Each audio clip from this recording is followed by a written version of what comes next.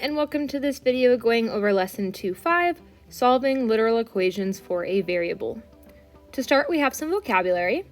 A formula is an equation that describes the relationship between different quantities. So a formula normally has multiple variables in it, and it represents the relationship between those different variables, and the variables are all representing different quantities. So for example, you might have heard of the distance formula. Distance equals rate times time.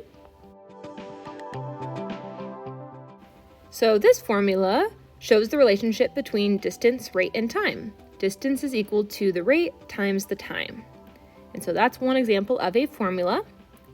A literal equation is an equation that has more than one variable, and the equation can be solved for a specific variable. So up until this point, we have only ever seen one variable per equation. Now sometimes there's a lot of that one variable, like we've seen having an x on both sides, but there's ever only been one letter, one variable. So today we're going to look at equations that have more than one variable and how to solve for the specific variable that we're looking for. So in A it says solve each equation for x, which means my goal is to get x equals. I want x all by itself. So in A it says a plus x. So I am trying to get x all by itself, which means I need to get rid of a, since a is on the same side as x.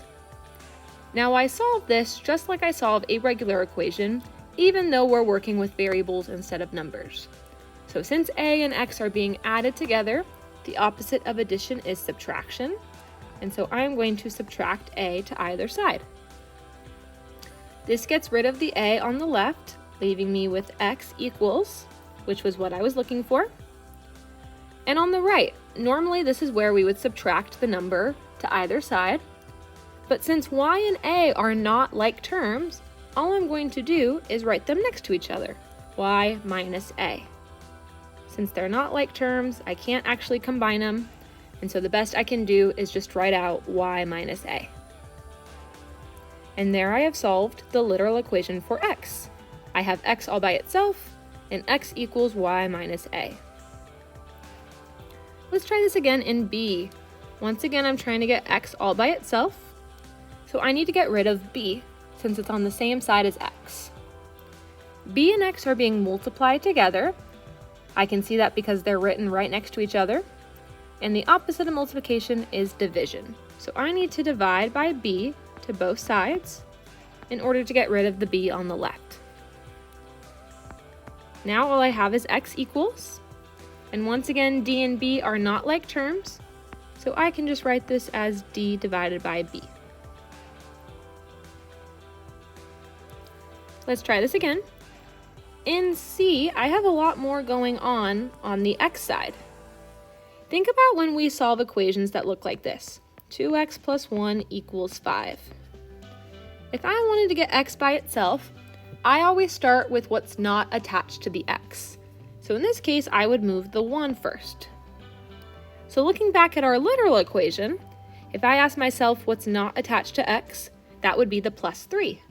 So I'm going to start by subtracting 3 to either side, and I'm left with mx equals w minus 3. Once again, those are not like terms, so all I'm going to do is write them next to each other. I still need to get rid of the m though. Since the m and the x are being multiplied together, to get rid of multiplication I divide, and so I'm going to divide both sides by m, leaving me with x equals w minus 3, all divided by m. You are not done until the variable you're solving for is all by itself. Next, in part B, it says determine whether the following equations are literal equations. Explain why or why not. So a literal equation has to have more than one variable, more than one symbol or letter. So looking at A, I have 2x plus 4 equals 5x minus 6. I see one variable x, and I have another x. That is the same variable. So the only variable in this equation is x. So this is not a literal equation. Even though there's more than one x, x is the same variable. I would need a whole different letter, a whole different variable for this to be a literal equation.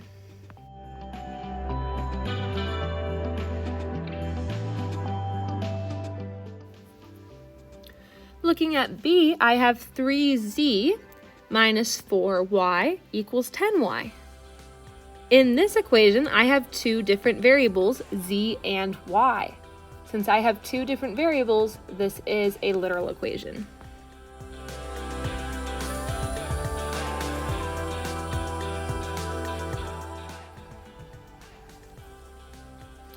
And the last thing we're going to do in this video is we're going to practice solving literal equations again, but this time we are going to use real-life formulas. So I mentioned this at the beginning of the video. The distance formula is d equals r times t, where d is the distance an object travels, r is the average rate of speed, and t is the time traveled. Now this is a formula, so this shows the relationship between distance, rate, and time, and it's solved for d. d equals r times t. But let's say that a mathematician wanted to solve for rate instead and wanted r all by itself. Let's rework this equation to get r by itself. So if I want r by itself, I need to get rid of t. Since r and t are being multiplied together, the opposite of multiplication is division. And so I'm dividing by t.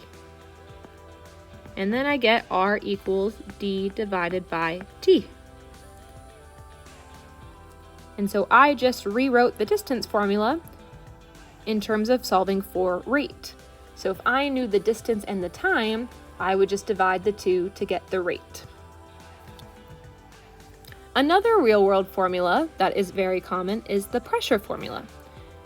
P equals F divided by A, where P is the pressure on a surface, F is the force applied, and A is the area of the surface.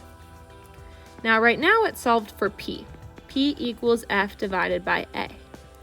But let's say we wanted to solve for F instead. I need to move the A to the other side. Since F and A are being divided, the opposite of division is multiplication. So I'm going to multiply by A to either side.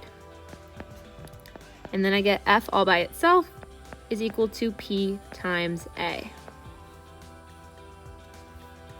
And thus I have the pressure formula, but now solved for the force. So if I wanted to figure out the force applied, all I would have to do is multiply the pressure by the area of the surface. And that is how we solve literal equations. The process is the same for solving regular equations, but in this case we have a lot more variables than numbers. But it's the same idea of doing the opposite operation to what we want to move to the other side of the equation. Please let me know if you have any questions, and I will see you in class.